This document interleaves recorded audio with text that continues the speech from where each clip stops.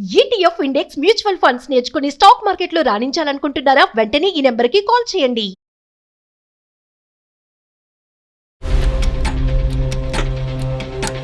First night రోజు రాత్రి నేను ఆయనతో సరదాగా పేరు పెట్టి పిలిచాను మేడం. నన్ను పేరు పెట్టి నువ్వు పిలుస్తావా అని చెప్పి ఆయన కోపంతో బాటిల్ తో నా తల మీద పగల కొట్టాను. నాకు 6 కుట్లు పట్టాయి సార్ తలకి. అతను పెళ్లికి ముందే 3 సార్లు సూసైడ్ అటెంప్ట్ చేశారంట సార్. ఏ కారణము? అమ్మాయి కోసం అని చెప్పి లవ్ ఫెయిల్యూర్ అని అప్పుడు దానికోసం చేసుకున్నారంట. తర్వాత ఈ 3 నెలలు ఇంట్లో ఉండకుండా బయటికి వెళ్ళిపోయారంట సార్. అప్పుడు కూడా అటెంప్ట్ చేశారంట.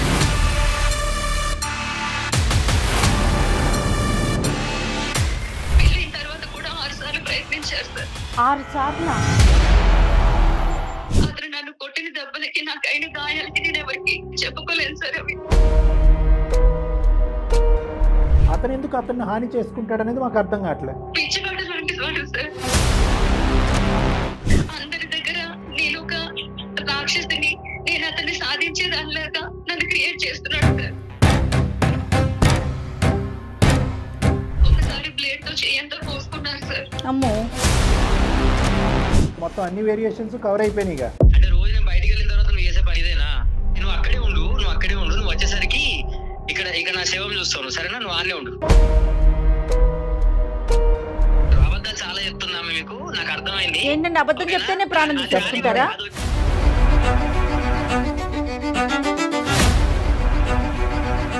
మీతో మాట్లాడి మిమ్మల్ని కౌన్సిలింగ్ వరకు తీసుకెళ్లి మ్యారేజ్ రెక్టిఫై చేయాలా? నాకేమైనా పిచ్చా? మీరు నాకు కౌన్సిలింగ్ చేయడం ఏంటి? నాకు అర్థం కాదు. మీకు పిచ్చి లేదా? మీరు ఎట్లా ట్రీట్ చేస్తున్నాను?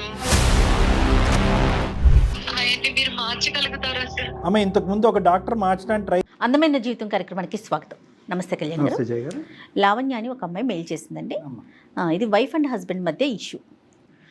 సాధారణంగా ఏవో చిన్న చిన్న గొడవలు అవుతాయి, లేకపోతే కలుసుందామనో విడిపోవాలని అనుకుంటారు కదా. తనకి ఎటూ అర్థం కావట్లేదు. అసలు ఈ సమస్య ఏంటి? ఇలా కూడా మనుషులు ఉంటారా? ఇట్లాంటి వ్యక్తితో నేను జీవితం ముందుకు తీసుకెళ్లాలా, ఆగిపోవాలా? అలాంటి ఒక డౌట్తో మనకి మెయిల్ చేసిందండి. Okay madam. సో ఇమీడియట్గా తీసుకుందాం, ఫ్యామిలీ ఇష్యూ అనేసి అనిపించింది. తప్పకుండా. సో నెంబర్ ఇచ్చిందండి, నేను కాల్ చేసి చేయండి మేడం.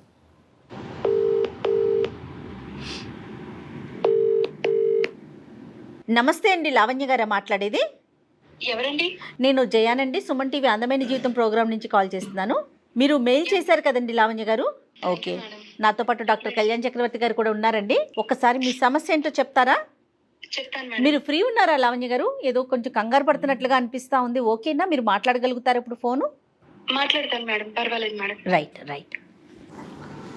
నమస్తే అమ్మ లావణ్య. నమస్తే సార్. చెప్పండి అమ్మా, ఏంటమ్మా సమస్య ఏంటి? భార్యాభర్తలదని మేడం చెప్పారు, కానీ ఎటువంటి సమస్య చెప్పండి.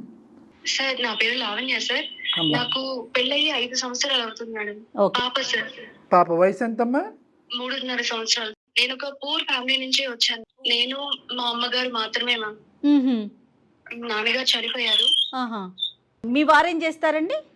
ఆయన రియల్ ఎస్టేట్ చేస్తారండి. ఓకే, అంటే మీది అరేంజ్డ్ మ్యారేజా? Arranged marriage madam. Right. So నాన్నగారు చనిపోయిన తర్వాత అమ్మ మీ పెళ్లి చేసిందమ్మా? అవును సార్. ఓకే. ఇతను రియల్ ఎస్టేట్ చేస్తూ ఉంటాడు. అదే సార్. నువ్వేమీ చెయ్యవు? నేనేమి చేయను సార్. పెళ్లి కాకముందు నేను ట్యూషన్స్ అవి చెప్పుకునేదాన్ని సార్. పెళ్ళైన తర్వాత ఇంకేం లేదు సార్. మరి ఏంటమ్మా, వింటుంటే అన్ని బానే అనిపిస్తుంది, ఏంటి సమస్య? సార్ అంతా బాగానే ఉంటుంది అని నేను పెళ్లి చేసుకున్నాను సార్. కానీ పెళ్ళైన తర్వాతే నాకు అసలు విషయం తెలిసింది సార్. ఏమైందమ్మా పెళ్ళైన తర్వాత? కొంచెం గట్టిగా మాట్లాడు తల్లి, ఏమైంది? ఫస్ట్ నైట్ రోజు నుంచి ఆయన గురించి నాకు అర్థమైంది సార్. ఏమైంది? ధైర్యం తెచ్చుకుని చెప్పబోదు. ఫస్ట్ నైట్ రోజు రాత్రి నేను ఆయనతో సరదాగా ఆయన పేరు పెట్టి పిలిచాను మేడం. నన్ను పేరు పెట్టి నువ్వు పిలుస్తావా అని చెప్పి ఆయన కోపంతో బాటిల్ తో నా తల మీద పగల కొట్టారు మేడం. ఫస్ట్ నైట్ రోజే ఈ సీన్ అమ్మా, బాటిల్ తో? అవును సార్. కానీ అది నేను బయటికి చెప్పుకోలేకపోయాను సార్. సరదాగా మాట్లాడదామన్నా కూడా ఆయన సరదాగా మాట్లాడారు సార్. కోపం, యాంగర్ ఇష్యూస్. ఇంతకు ముందు పెళ్లికి ముందు కాల్లో మాట్లాడినప్పుడు ఆయన నేనేమైనా మాట్లాడినా కూడా నేను సీరియస్ గా తీసుకున్నా, ఏమన్నా ఆయన చాలా కోపంగా నువ్వెందుకు అలా మాట్లాడుతున్నావు, నువ్వేంటి అని చెప్పి కోపడేవారు. అంటే ఆయన కొంచెం రిజర్వ్డ్ గా ఉంటారేమో, ఇతనితో ఇలాగే మాట్లాడలేమో అనుకుని నేను సరదాగా కాకుండా నార్మల్ గా మాట్లాడేదాన్ని సార్. అక్కడైతే ప్రాబ్లం సాల్వ్ అయిందా పోనీ అలా మాట్లాడితే? అప్పుడు బానే ఉంది ఉంది సార్. సరే అనుకుని పెద్దవాళ్ళు కూడా పెళ్లి చేసేసారు, అంతా బానే ఉంది సార్. కానీ పెళ్ళైన తర్వాత నుంచి ఆయన పరిస్థితి ఏంటో నాకు అర్థమైంది సార్. సో నువ్వు జోక్ చేయటమే తప్పనమాట అక్కడ. ప్రతి చిన్న విషయానికి కూడా ఆయన నాతో కోపడ్డమే సార్. కాదమ్మా, పెద్దలు కుదిర్చిన వివాహమే అన్నారు కదా మీరు.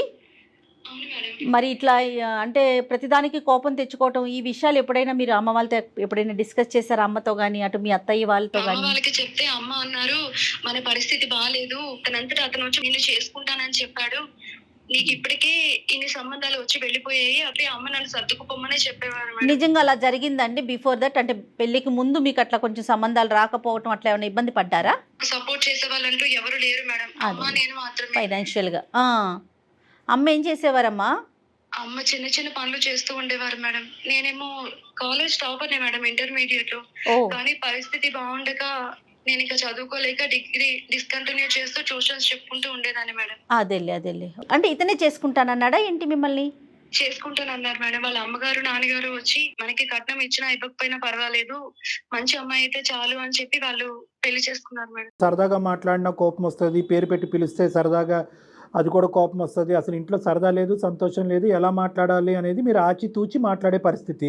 కానీ బాధ్యతలు తీసుకోవటం, ఇంటికి కావాల్సినటువంటి అవసరాలు, పాపకు కావాల్సినటువంటి అవసరాలు, మీకు కావాల్సిన అవసరాలు ఇలాంటివి ఉంటాయమ్మా? లేదు సార్. అంత రిజర్వ్డ్ సీరియస్గానే ఉంటుంది. అంతే సార్. అమ్మ మీ అత్తగారు ఏమంటారమ్మా? నన్నే సర్దుకుపోమన్నట్టు, నాదే తప్పన్నట్టే బయట అందరితో చెప్తూ ఉంటారు సార్. అతని కొడుకును మాత్రమే ఆమె సమర్థించుకుంటూ ఉంటారు. ఇరుగు పొరుగు వారిని అడిగిన దాన్ని బట్టి నాకు తెలిసిన విషయాలు ఏంటంటే, అతను పెళ్లికి ముందే 3 సార్లు సూసైడ్ అటెంప్ట్ చేశారంట సార్. అయ్యో, ఏ కారణము? అప్పుడు ఫస్ట్ సూసైడ్ అటెంప్ట్ ఏమో అమ్మాయి కోసం అని చెప్పి లవ్ ఫెయిల్యూర్ అని అప్పుడు దానికోసం చేసుకున్నారంట సార్. తర్వాత రెండవది కూడా వాళ్ళ ఫ్రెండ్స్ తో గొడవలు అయ్యి మధ్యలో అప్పుడు కూడా సూసైడ్ అటెంప్ట్ చేసుకున్నారంట సార్.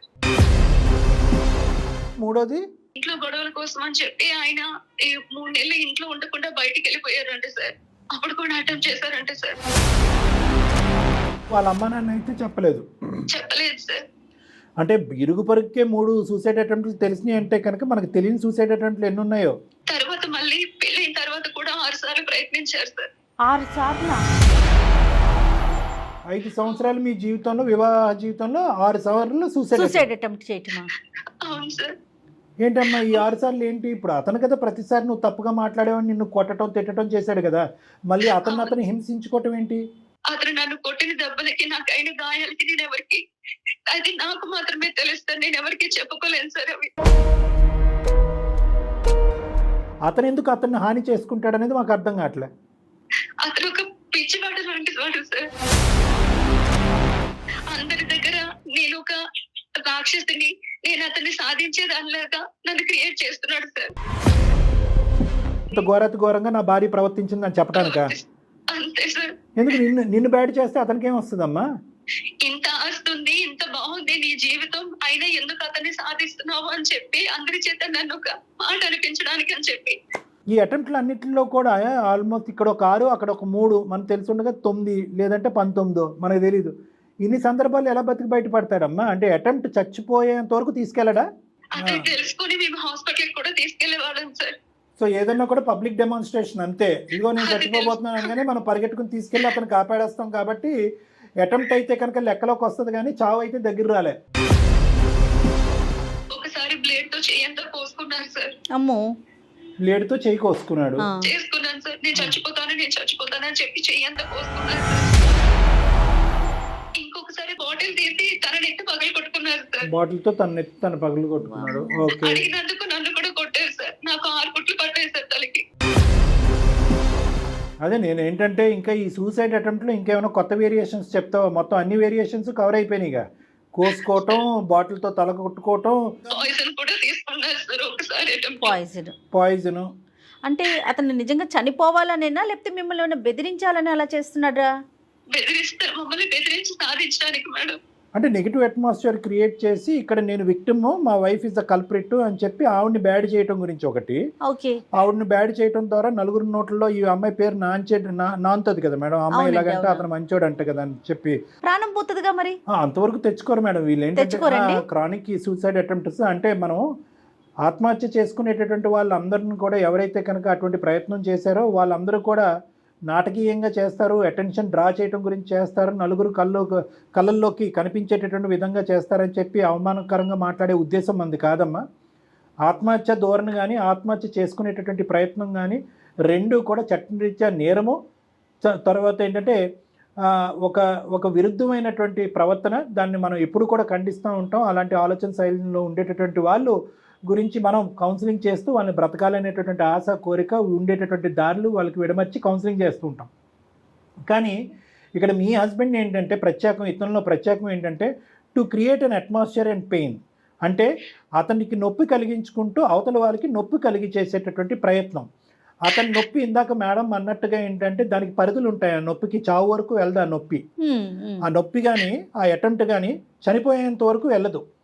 ఎందుకు అంటే కనుక అవతల వ్యక్తిని ఆ బాధను చూస్తూ వాళ్ళు బాధపడాలి, అవతల వ్యక్తిని అందరూ చీతు అనాలి, అందరూ వాళ్ళని నిలదీసి నిందించాలి, దాంట్లో నువ్వు కుంగిపోవాలి. మరి అతనికి అయ్యేటటువంటి గాయం వల్ల అతనికి నొప్పి వస్తుంది అంటే కనుక ఇక్కడ వాళ్ళ ప్రాజెక్ట్ ఏంటంటే కనుక వాళ్ళ ఆబ్జెక్టివ్ ఏంటంటే కనుక అవతల వ్యక్తికి కలిగేటటువంటి అవమానం, నొప్పి ముందు వాళ్ళకి శారీరకంగా కలిగేటటువంటి నొప్పి చాలా చిన్నదనమాట. సో వాళ్ళు అవతల వ్యక్తి యొక్క పెయిన్ గురించి ఎక్కువ ఆలోచిస్తారు, వాళ్ళకి కలిగేటటువంటి ఆ పెయిన్ వాళ్ళకి అలవాటు అయిపోతుంది.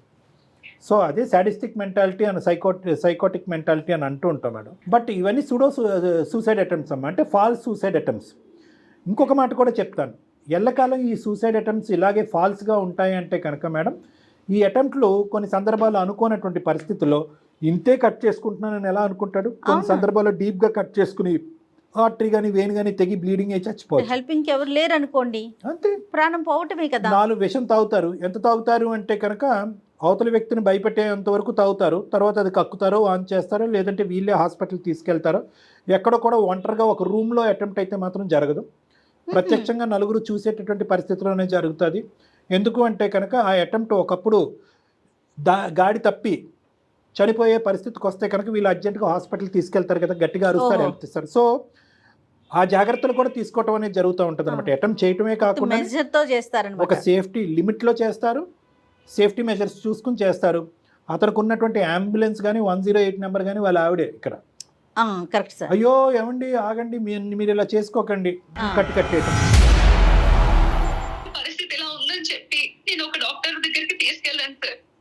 ఇతను ఎందుకు ఇలా ప్రవర్తిస్తున్నారు ఒకసారి తెలుసుకుందామని డాక్టర్ గారికి చూపిద్దామని తీసుకెళ్తే కొట్టారు సార్ ఆయన్ని. నేనేం పిచ్చివాడిని కాదు, నేను చాలా బాగున్నాను, మీరు ఎందుకు ఇలా చేస్తున్నారని చెప్పి ఆయన మీద కూడా ఆయన చేస్తున్నారు సార్.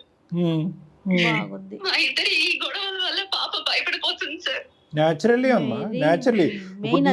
నీ ఓపిక మేము మెచ్చుకోవాలా, లేదంటే ఆ చంటి బిడ్డకి భయంకరమైన వాతావరణం చూపెడుతూ ఆ అమ్మాయి కూడా ఇదే పరిస్థితిలో రేపు పొద్దున అదే నడవడిక, అంటే అమ్మ నాకు ఇది ఇవ్వమ్మా అంటే నేను ఇవ్వను, అయితే నేను కోసుకుంటాను, అమ్మ నాకు ఇలా చెయ్యమ్మా నేను చెయ్యను, అయితే నేను ఇక్కడి నుంచి దుంకేస్తాను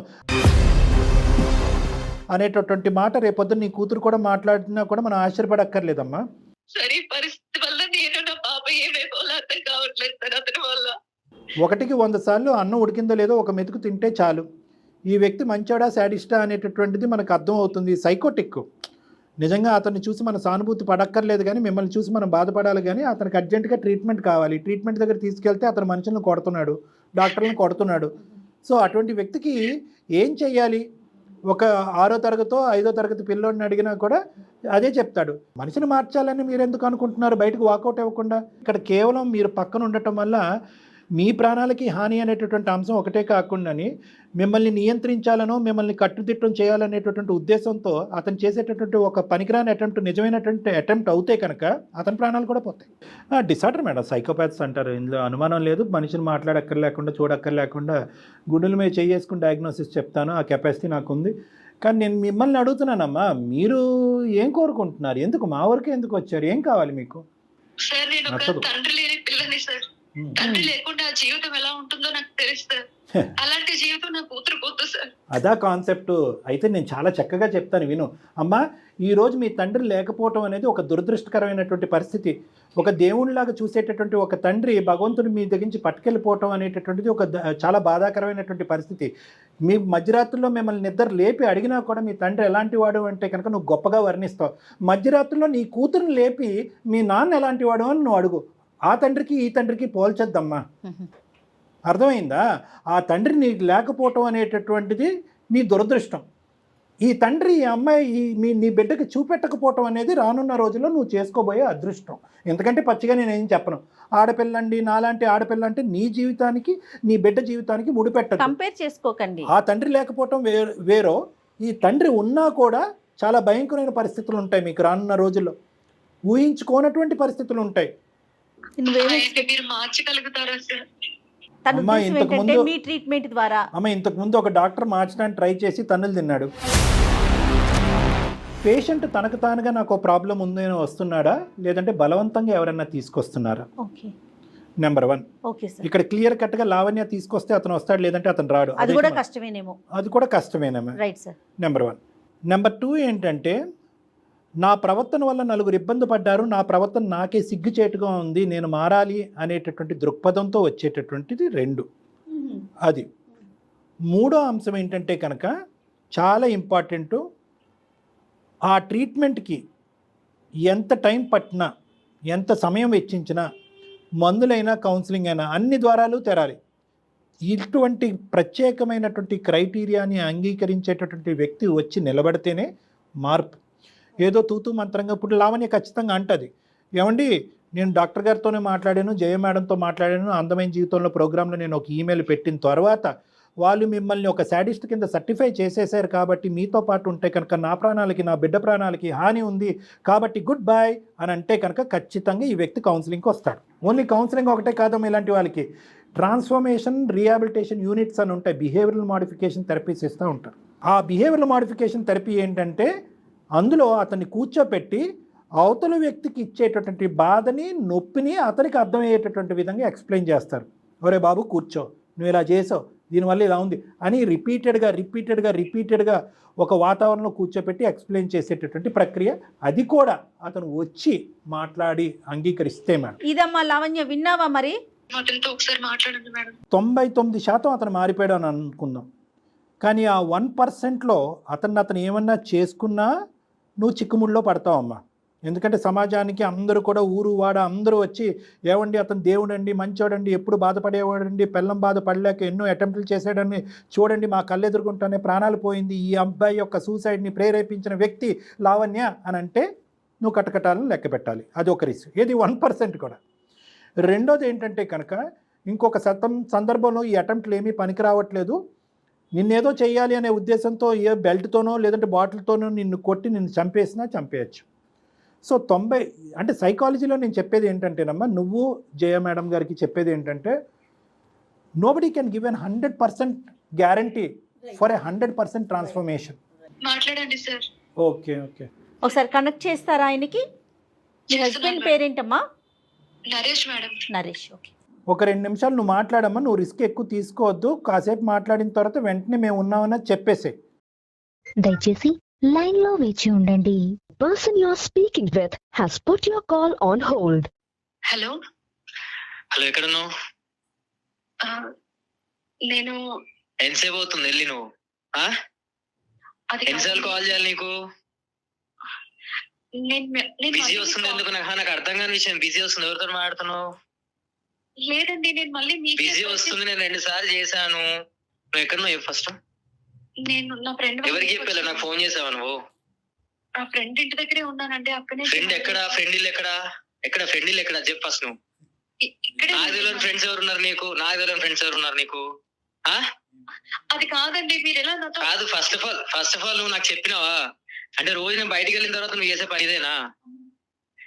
ఎక్కడ నువ్వు లొకేషన్ పంపు నాకు ఫస్ట్. అది కాదండి, మీరు ఇంత కోపంగా మాట్లాడుతున్నారు, ఇదే నాకు మీతో వస్తున్న ఇబ్బంది. కోపంగా మాట్లాడడం ఏంటి? నువ్వు అక్కడే ఉండు. నువ్వు వచ్చేసరికి ఇక్కడ నా శవం చూస్తావు, సరేనా? నువ్వు ఆనే ఉండు. అది కాదండి, నువ్వు ఆనే ఉండు, ఎట్లాగో పోయినావు కదా చెప్పకుండా, నువ్వు ఆనే ఉండు. మీరు ఎలా చేస్తున్నారని నేను అందమైన జీవితానికి నేను వెళ్ళానండి. నాకు చెప్పుకుంటున్నారండి నా బాధ. మీరు అసలు ఎవరు ఫ్రెండ్ అన్నావు? ఇప్పుడే ఫ్రెండ్ అన్నావు, మళ్ళీ చెప్పుకుంటున్నా అంటున్నావు. ఎవరికి చెప్పుకుంటున్నావు? నరేష్ గారు నమస్తే అండి. నా పేరు డాక్టర్ కళ్యాణ్ చక్రవర్తి, అందమైన జీవితం నుంచి. నేను జయ గారు ఉన్నారు. అంటే మీ మిస్సెస్ మాకు ఒక ఈమెయిల్ పంపించడం వల్ల మీరు డాక్టర్ అని చెప్పేసి అని అంటున్నారు కదా, మరి ఈ అబద్ధాలు ఆడటం ఎందుకు? ఫస్ట్ ఆఫ్ ఆల్ నా ఫ్యామిలీ విషయం గురించి మీరు ఎందుకు మాట్లాడాలి? ఇక్కడ ప్రాణాలు అనేటటువంటి అంశం వల్ల మేము ఇన్వాల్వ్ అయ్యాం. రిస్క్ అనేది ఉంది కాబట్టి మేము ఇన్వాల్వ్ అయ్యాం. ఇక్కడ మీరు ఒక ఫ్యామిలీ విషయం గురించి మీరు మాట్లాడేటప్పుడు మీరు ఫస్ట్ నన్ను కన్సల్ట్ అవ్వాలి కదా.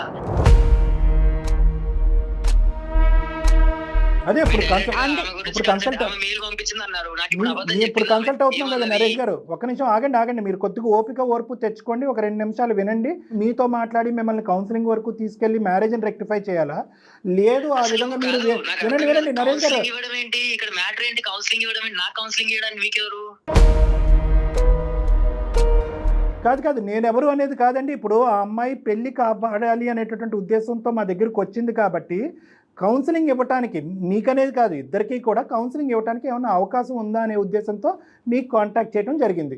ఒకప్పుడు కౌన్సిలింగ్ కాదు అని అనుకుంటే కనుక మీ యొక్క ప్రయత్నాలు ఆవిడ చెప్పేటటువంటి మాటల్లో, మీ మాటల్లో నిజం ఉండేటట్టయితే కనుక దానికి తగు చర్యలు తీసుకునేటటువంటి వ్యవస్థలు వేరే ఉన్నాయండి. దానికి డాక్టర్లు అక్కర్లేదు. ఎక్కడికి వెళ్ళావు, ఎందుకు వెళ్ళావు, లొకేషన్ పెట్టు, నేను అక్కడికి వచ్చి నా ప్రాణాలు తీసుకుంటాను, లేదంటే నీ ప్రాణాలు తీస్తాను అనేటటువంటి మీ భాషా వాక్చాతుర్యం ఏదుందో దాన్ని బట్టి ఆ అమ్మాయి ఇప్పటి వరకు మా వరకు తీసుకొచ్చినటువంటి అంశాలు నిజమని మేము అనుకోవాలి. అందుగురించే మేము ఏమంటున్నాం అంటే అందుగురించే కదండి, అందుగురించే ఒక్క నిమిషం వినండి నరేష్ గారు. అందుగురించే నేను మీకు మర్యాద ఇచ్చి మాట్లాడుతున్నాను. మీరు కూడా ఒక 2 నిమిషాలు ఓపిక్గా మేము చెప్పేది వినండి. మీరు ఎందుకు ఇలా ప్రవర్తిస్తున్నారు, ఆ అమ్మాయి XYZ పరిస్థితుల్లో మీరు ప్రవర్తిస్తున్నారు అని అంటుంది. ఆ అమ్మాయి చెప్పేటటువంటి మాటలు కూడా మేము ఏం నమ్మట్లేదు. అందుకే ఒక క్లారిటీ తీసుకోవడానికి, ఒక క్లారిఫికేషన్ గురించి మీకు ఫోన్ చేసాం. మేము ఎలా నమ్ముతారు అంటున్నా. 2 నిమిషాలు అన్నారు కదా, 2 నిమిషాలు మాట్లాడండి. మాట్లాడినాక నేను చెప్తా ఏంటిది అనేది. మేము మాట్లాడటంటే ఆవిడ 2 అంశాలు చెప్పిందండి. కట్టే కొట్టే తెచ్చే, చాలా సింపుల్. మా ఆయన ఎదుర్కొంటా నవ్వలేము, మాకు కావాల్సినటువంటి విధంగా అసలే ఉండలేము, ఇంట్లో ఒక మాట ఉండదు, ఒక మంచి ఉండదు. పెళ్ళైనటువంటి మొదటి రాత్రే బాటిల్ తీసి నన్ను ఎత్తి పగలగొట్టాడు. ఆ తర్వాత కాస్త పార్ట్ 2 ఆఫ్ ద సినిమా మొదలైంది. అతన్ని రకరకాల విధాలుగా హింసించుకుంటూ, బాధ పెట్టుకుంటూ, ఊరు వాడ ఇదిగో మా ఆవిడ ప్రేరేపించడం వల్ల నేను ఇంత హింసకు గురవుతున్నాను, ఇలా చచ్చిపోవడానికి ప్రయత్నం చేస్తానని చెడ్డ పేరు తెచ్చేటటువంటి ప్రయత్నంలో ఉంది. ఈ పెళ్లిలో నాకు ఒక సంతోషం లేదు, సుఖం లేదు, మారితే కనుక ఉంటాను, మారకపోతే దారి చూపెట్టండి అని ఆవిడ అడిగారు. ఇదంతా కాదు. ఫస్ట్ మీరు ఇందాక నేను మాట్లాడుతున్నప్పుడు విన్నా, నేను కౌన్సిలింగ్ ఇవ్వాలి అంటున్నారు. మీరెవరు నాకు కౌన్సిలింగ్ ఇవ్వడానికి? ఫస్ట్ ఆఫ్ ఆల్ ఇదంతా కాదులే కానీ ఆమె పక్కనే ఉన్నదా? ఆ పక్కన ఉంటే ఆమె చెప్పేసేయండి.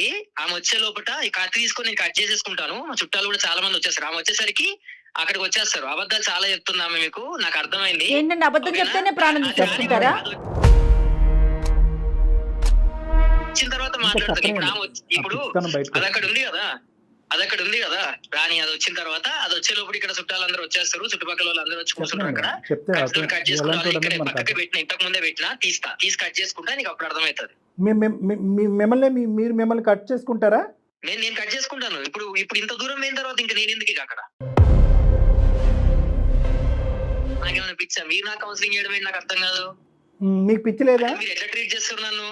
కాదు, అసలు మీకు ఏ ప్రాబ్లం లేదా? నాకేం ప్రాబ్లం ఉంది అసలు నాకు అర్థం కాదు. ఫస్ట్ ఆఫ్ ఆల్ అసలు ప్రాబ్లం ఏంటి? అంతా కాదులే కానీ పని చేస్తా. ఇంతకుముందు చెప్పినా కదా, మీరు ఇట్లనే మాట్లాడుతూ ఉండరు, కాల్ కట్ అవుతుంది మధ్యలో. నా ఫోన్ కూడా వాళ్ళ కొడతా నేను. మీకు ఆయనతో ఇన్ఫర్మేషన్ ఉండదు, ఆమె ఆనే ఉండవనివ్వరు. ఆమె వచ్చేసరికి చుట్టుపక్కల వాళ్ళు అందరూ వస్తారు, మీకు అప్పుడు అర్థమవుతుంది. 5 నిమిషాలలో ఆమెకి రాకపోతే నేను చచ్చిపోతా. వచ్చిన తర్వాత కూర్చొని ఏడ్చుకోమని చెప్పండి. కాదు 5 నిమిషాలు ఏంటండి, 10 నిమిషాలు కూడా ఎవరా? ఆవిడ ఎక్కడుందో తెలియకుండా ఆవిడ రాకముందే మీరు అనవసరం. హలో ఏంటి కళ్యాణ్ గారు, ఏంటి ఇంత విచిత్రంగా ఉన్నాడేంటి ఇతను? ఆయన మాటలు చూస్తున్నారు కదా, ఇలాగే ఉంటుంది సార్. అమ్మ ఇలాగే ఉంటుంది అన్నది, కూడా వినడం లేదు సార్. అమ్మ ఇలాగే ఉంటుంది అన్నది నువ్వు మాకు కళ్ళకు కట్టినట్టు చెప్పావు. పరిస్థితులు ఎలా ఉండబోతున్నాయి అనేటటువంటిది మేము కూడా వివరించాము. అయినా కానీ అతనితో మాట్లాడి సోకాల్డ్ కౌన్సిలింగ్ చేసి ఆ వ్యక్తిని దేవుడి కింద మార్చేయండి అని అన్నావు. అవ్వదు అని నేను అప్పుడే చెప్పాను. కానీ ఒకసారి ట్రై చేయండి అని అన్నావు. అయితే కౌన్సిలింగ్ అనేటటువంటిది ఎవరికన్నా ఇవ్వాలి అంటే కనుక ఫస్ట్ నీకు ఇవ్వాలి. ఈ శాడిస్ట్ ముందు నువ్వేంటంటే పెళ్ళి బంధం కూతురు భవిష్యత్తు అని చెప్పి నువ్వు నరకయాతన అనుభవిస్తున్నావు, ఆ బిడ్డకు కూడా తన భవిష్యత్తుని అంధకారం చేసేస్తున్నావు. నీకు కావాలి కౌన్సిలింగ్. ఎందుకమ్మా అంత బలహీనత? లోకం ఏమనుకుంటారు, ఊరు వాళ్ళు ఏమనుకుంటారు, లోకం ఏమన్నా అనుకొని నువ్వే శాడిస్ట్, నీ వల్లే అతను ఆత్మహత్య చేసుకుంటున్నాడని అనుకొని నీ ప్రాణాలు కాపాడుకో తల్లి, పిల్ల జీవితం భవిష్యత్తు కాపాడుకో. నీకు కౌన్సిలింగ్ కావాలి. ఇది ఒక వ్యక్తిత్వపరమైనటువంటి శాడిజము, ఇది ఒక వ్యక్తిపరమైనటువంటి సైకోపాథిజము. సో ఇది ఒక వ్యక్తిత్వపరమైనటువంటి భయంకరమైనటువంటి ఒక లోపం. సో కాబట్టి ఇలాంటి వాళ్ళకి ట్రీట్మెంట్ ఇవ్వటం కానీ, వాళ్ళు నడుచుకుని వచ్చి ట్రీట్మెంట్ తీసుకోవటం కానీ చాలా రేరు, చాలా కష్టం కూడా. ఇందాక నేను చెప్పాను కదా, అతను మన ఇందాక నేను ఇంకోటి కూడా అన్నారు, ఈ అమ్మాయి వాకౌట్ అయిపోతుంది అనేటటువంటి ఆలోచన అతనికి చెప్తే కనుక బహుశా మన వరకు వస్తాడేమో అని చెప్పి అతను ఈరోజు ఆ అవకాశాన్ని కూడా ఇవ్వలేదు మాకు. ఫోన్ కట్ చేసాడు, వెళ్ళిపోయాడు. అది ఇవ్వాలని కూడా నేను అనుకోలేదమ్మా. ఎందుకంటే కనుక నువ్వేదో వెళ్ళిపోతావు అని చెప్పి అతనికి గన్ను పెట్టి అతని నా కౌన్సిలింగ్ తీసుకొచ్చి మార్చి మళ్ళీ మీ ఇంట్లో పెడితే కనుక, అదిగో నువ్వు అలా థ్రెట్ చేయటం వల్లే నేను కౌన్సిలింగ్కి వెళ్ళాను, ఇదివరకు 1% శాడిజమే, ఇప్పుడు నీకు 100% చూపెడతానని డబల్ ట్రబుల్ చూపెడతాడు. నేను జయ మేడం నీ తరపున నిలబడతాం, నీకు కావాల్సినటువంటి హెల్ప్ చేస్తాం, అన్ని విధాలుగా నీకు సపోర్ట్ చేస్తాం, మేము ఉన్నాం అనేటటువంటి నమ్మకంతో ధైర్యంగా నువ్వు ముందడుగంటే కనుక మళ్ళీ ఆ ఇంట్లో కాదు, ఆ ఇంటి బయటికి. సో నువ్వు ఒక అడుగయ్యి, దానికి సపోర్ట్ మేము ఉంటాము. నలుగురు సపోర్ట్ నీకు అక్కర్లేదు. నువ్వు పడినటువంటి అవమానాలు, నువ్వు పడినటువంటి బాధలు చాలు. అవి సెట్ ఎగ్జాంపుల్స్. ఇంకా ఎగ్జాంపుల్స్ వర్ణించుకుంటూ మారుతాడేమో అనేటటువంటి ఆశ కోరిక వదిలేసాయి. ఒక డాక్టర్ని కొట్టాడు, ఇంకో మమ్మల్ని కూడా ఈరోజు అవమానకరంగా మాట్లాడాడు. అటువంటి మనిషిని మార్చడం అనేటటువంటిది చాలా కష్టం. ఒక్క ఆఖరి మాటగా మీ మదర్కి చెప్పు, రెండోది 5 నిమిషాల్లో రాకపోతే కనుక నేనేదో చేసుకుంటా అన్నాడు కదా, ఇప్పుడు నువ్వు ఒంటరిగా నువ్వు వెళ్ళకు, ఒక అంబులెన్స్తో పాటు వెళ్ళాలి. అతన్ని ఏదన్నా నెక్స్ట్ జరగవలసినటువంటి ఏదైనా కార్యక్రమం పంచాయతీ ఉంటే కనుక అది పోలీస్ స్టేషన్లోనే జరగాలి. అక్కడ ఆ పోలీస్ స్టేషన్లో నువ్వు ఎటువంటి కేసెస్ ఫైల్ చేయాలి అనేటటువంటి లీగల్ సపోర్ట్ని మీకు ఇస్తాము. దాంతోపాటు లేదు ఇతని పరిస్థితి బాగాలేదు, ఏదైనా ఒక సైకాట్రిక్ రీహాబిలిటేషన్ సెంటర్కి వెళ్ళాలి అంటే, అతను ఆ పెళ్లిలో నువ్వు ఉండమని కాదు నేను అనేది, వెళ్ళాలి అంటే కనుక ఆ నిర్ణయం పోలీస్ స్టేషన్లోనే ఆ అంబులెన్స్ వాళ్ళు తీసుకుని ఆ చర్య అనేటటువంటిది ఆ దిక్కును వాళ్ళు వెళ్తారు. కానీ నేను నీకు చెప్పేది ఏంటంటే కనుక ఈ నెక్స్ట్ జరగబోయేటటువంటి స్టెప్స్లో మేము మీ తోడుంటాము. కానీ అతను ఒక స్టెప్ ముందుకు వచ్చి నేను మారిపోతాను లావణ్య నమ్మబలికినా కూడా దయచేసి ఆ ఉచ్చులో మళ్ళీ ఇరుక్కోవద్దు. మీ వల్ల ఎంతో మంది మారారు సార్, ఇతను కూడా అదే విధంగా మారతాడన్న ఆ చిన్న ఆశతో వచ్చాను సార్. అమ్మా ఇక్కడ మార్పు అనేది 2 మార్పులు అమ్మా. ఒక మార్పు ఏంటంటే నీలో మార్పు, అతనిలో మార్పు అని నువ్వు అంటున్నాం. కానీ మేము చేసినటువంటిది ఏంటంటే అందమైన జీవితం ఏదో ఒక మార్పు తీసుకొస్తుంది. నేను కానీ జయ మేడం కానీ ఇందులో మేము తీసుకొచ్చినటువంటి మార్పు ఏంటంటే నీకు ఒక రియలైజేషన్. మనం ఈరోజు చేసుకున్న ఒక అదృష్టం ఏదన్నా ఉంది అంటే కనుక, అతను తూతూ మంత్రంగా నేను మారిపోతాను సార్ మీ దగ్గరకు వస్తానంటే కనుక నువ్వు తుర్రుమని మళ్ళీ అక్కడికి వెళ్ళి ఉండేదానివి. మళ్ళీ ఈ కథ అంతా మళ్ళీ రీవైండ్ లాగా చక్రంలా తిరిగేది. మనం ఈరోజు చేసుకున్న పుణ్య కార్యక్రమం, నువ్వు చేసుకున్న పుణ్య కార్యక్రమం ఏంటంటే ఆ 10 నిమిషాల్లో అతను ఒరిజినాలిటీ అంతా కూడా బయటపడింది. కాబట్టి అతను అస్సలు అంటే కనుక ఒక మ్యారేజ్ కానీ, ఒక తండ్రి పాత్రలో కానీ, ఒక భర్త పాత్రలో కానీ ఈజ్ నాట్ ఎలిజిబుల్ పర్సన్, ఒక సూటబుల్ పర్సన్ కాదు అనేది మనకు తేలిపోయింది. సమాజం మొత్తం అంతా కూడా అతను కరెక్ట్ అన్నా కూడా నేను జయ మేడం వచ్చి అతను నాట్ కరెక్ట్ అని చెప్పి పోలీస్ స్టేషన్కి అయితే పోలీస్ స్టేషన్, కోర్టుకి అయితే కనుక కోర్టుకు వచ్చి చెప్తాము. కాబట్టి నువ్వు రియలైజ్ అవ్వు, ఆ మార్పులు నీలో వచ్చేటటువంటి విధంగా నువ్వు నీ బిడ్డ నీ జీవితాలు కాపాడుకోండి. Right, okay, will be in touch అమ్మా. ఇమీడియట్గా ఇంకా అంతే అతనితో చాలా నో కాంప్రమైజ్ మేడం. ఎందుకంటే కనుక అతను ఒరిజినాలిటీ అనేటటువంటిది ఇప్పుడు వరకు చాలా జాగ్రత్తగా, అందరు ప్రేక్షకులకు అందరికి కూడా అర్థం అవ్వాలి, ఒరిజినాలిటీ అనేటటువంటిది ఇప్పుడు వరకు చాలా జాగ్రత్తగా కాపాడుకుంటున్నాడు. ఫస్ట్ టైం ఒక కాన్ఫరెన్స్ కాల్లో అతను అసలు సిసలైనటువంటి రంగు ఒక మూడో వ్యక్తులైనటువంటి మనం విన్న తర్వాత అతని ఈగో ఇంకా డ్యామేజ్ అవుతుంది. అతని విశ్వరూపం ఇంకో లెవెల్కి వెళ్తుంది. అరే ఇప్పటి వరకు ఎవరు నన్ను చెడ్డగా మాట్లాడలేదు, ఈరోజు 2 వ్యక్తులు నా గురించి చెడ్డగా మాట్లాడారు అనేటటువంటి పౌరుషం, కోపంతో ఈరోజు ఆ అమ్మాయి మీద కానీ ఆ బిడ్డ మీద కానీ ఏమైనా అఘాయిత్యానికి పాల్పడే అవకాశం ఉంది. కాబట్టి ఈరోజు పోలీసు అంబులెన్స్ అని నేను అంటున్నాను. అవునండి, డెఫినెట్గా మనం మళ్ళీ ఈ కాల్ కట్ అయిపోయినాక తనకి ఎలా వెళ్ళాలి ఏంటనేది గైడ్ చేద్దాం డాక్టర్ గారు. తప్పకుండా మేడం. నమస్తే. Thank you.